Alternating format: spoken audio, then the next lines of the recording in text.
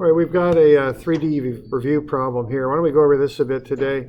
It's in Moodle for those of you online. It's called the 3D review problem, 2014 apparently. So it's under the homework downloads, and I've marked it. I've marked it there a bit. If I can just get to the stupid thing. There we go.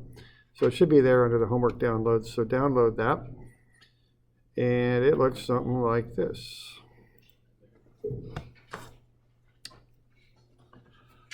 All right, so what we've got there is we've got a shaft going from A to B. That's kind of a pin joint at A, sort of. I don't know what that is at A, actually. Some sort of connection. Looks like it's connected to the wall at A. Extends out to B. We've got a cable there pulling on the thing. And what we know about this shaft, and you can check with the manufacturer to see what the characteristics are. This particular shaft can handle those different things. It can handle 12,000 newtons of compression. It can handle 3,000 newtons of tension. It can handle 6,000 newtons of shear. And it can handle 22,000 newton meters of moment. Okay, so that's what this shaft can do. The word for that is the specs, you might say, on the shaft. Now, we're proposing to do this thing here with this shaft, and what we'd like to know is, will it fail? Now, what fail means is to break, basically, although it can be a little bit more subtle than that. You can define failure in different ways, but in a simple way, failure is if something breaks, and of course, we don't like things to fail. That's the term that we use in engineering. So what I would like to know is, will that shaft fail? And check and address all relevant cases, and then that'll be part one there, okay? And that's probably the most important thing. And then the second thing I'd like to know is what minimum load would cause it to fail. That's the other thing I'd like to know, okay? And this is just something to do kind of, a little bit of a design kind of thing or analysis kind of thing. And I'd like to do stuff like this. But the other issue on this is it's a good review for what you're going to do on Monday. It's got a lot of 3D stuff in it, all right? So why don't you find some people to work with here? And I would like it if they're in your major. That might be a good thing.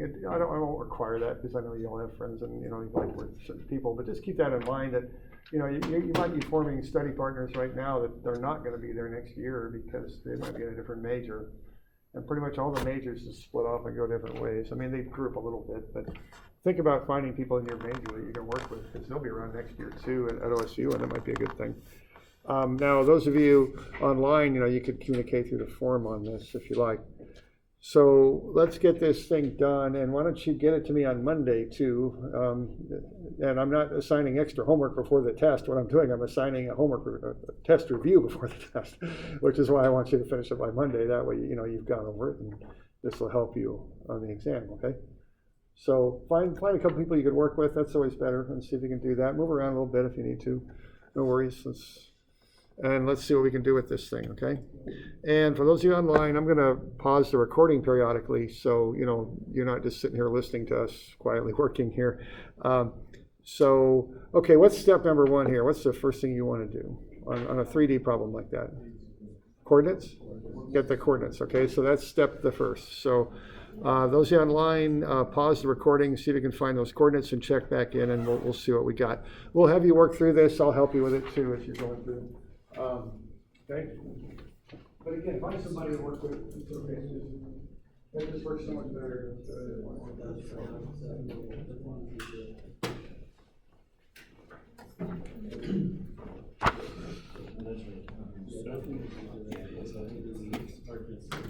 All right, there's the coordinates.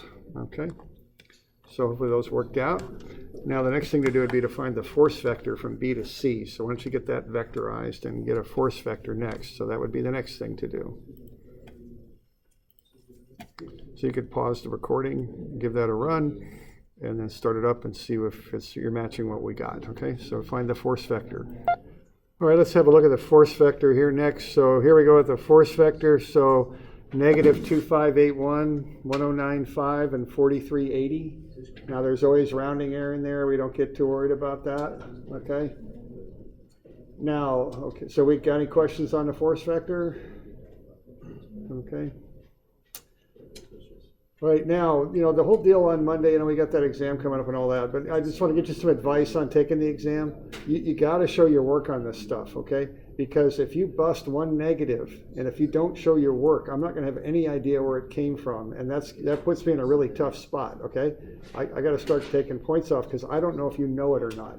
If you show the work and you obviously just dropped a negative sign, I'll take a point off, and I'll follow that wrong answer the rest of the way through. That'll be okay. But you don't have to overkill it, but a reasonable person has to be able to follow what you're doing, okay? It's for your own good to do that, all right? So be sure you're doing that, not homework, but also on the test. Don't overdo it, but just be sure I can follow what you're doing. So if you drop a negative somewhere, I can pick it up, okay?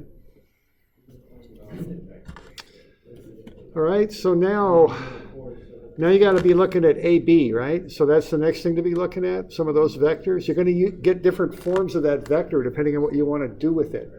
Now, what we're going to do, I would just calculate the number, find what the compression is, find what the tension is, find what the shear is, and compare it to those allowable values. That's another term for those. Their specs are allowable values. I wouldn't do anything fancy with those numbers. I just calculate what it is and then compare it to what it can take, okay? Now there's one number in there that's a little bit of, I think the term is a red herring, right? Because is that strut in tension or compression? Very likely. See how that arrow's pulling it back? So that number I gave you for tension. Yeah, now is the manufacturer going to give you that number? Sure they are. They don't have any idea what you're going to do with this thing, right? But just because they give it to you doesn't mean it's got any meaning to you. This thing's in compression. I don't care what the tensile strength of it is at all because it's not in tension. Okay? All right, so the next thing to do is to look at these AB vectors. You need two different forms of that vector there depending on what you're going to do with it. So that would be the next little bit, okay?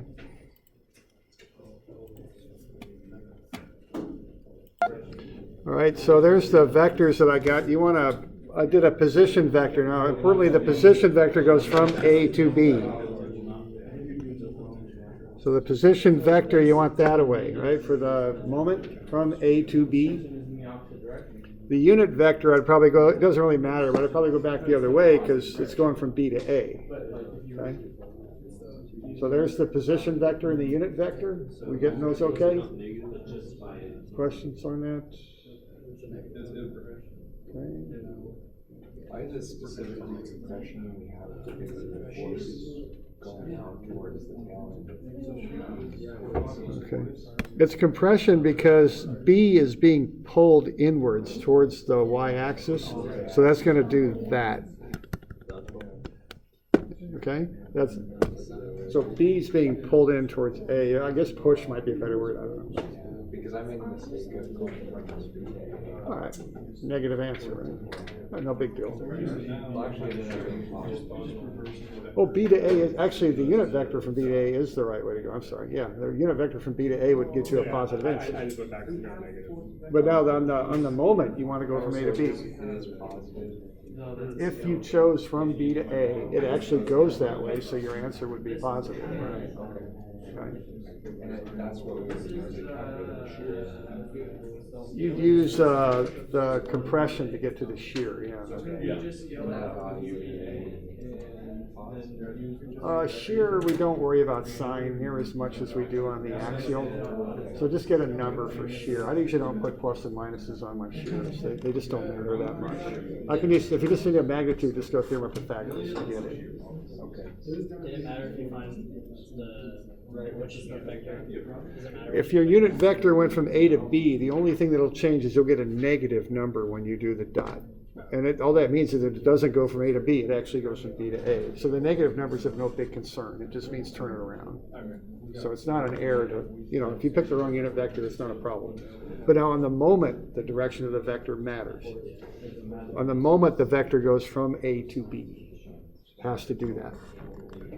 Okay? All right. Okay, so the next thing to do here is to do the crosses and the dot product and get the axial and moment, and then you also want to find the shear. So that's the next thing to do. All right, here are the numbers you're shooting for. We'll probably cover them tomorrow when we do the review, how they're found, but that's the numbers, okay, that you should be checking to see that you get, okay? And we'll talk about this thing a little bit tomorrow, too. You could turn it in on Monday. Last thing when you turn this thing in, just do it on this page. I'm more just going to check it off on Monday, so, if it's not, don't rewrite it or anything, just turn the thing in, what you're doing on it. Just work through it, but don't worry about it. Yeah.